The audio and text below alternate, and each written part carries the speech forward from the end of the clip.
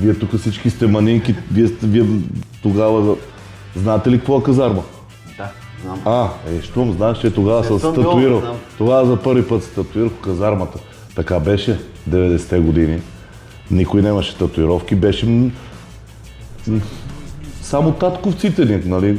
Предполагам, че твоя баща ходил войник. Между другото и той има... Има. Значи всичките имат татуировки от казармата. Там се татуирах с една машинка, старшината ме татуира. Имаше една машинка с роторче от тия двигателчета от количките с дистанционно. Да. И они не беха с дистанционно, беха с кабел. Така ходиш по нея, она се движи. Така беха 90-те години количките, нямаше дистанционно да ги водиш. Извадено това нещо, писалка, тел или на писалката изваден това, кажи го, писеца и сложено игла, обикновена игла.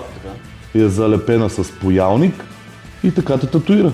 Цък, цък, цък, цък, цък, цък, като...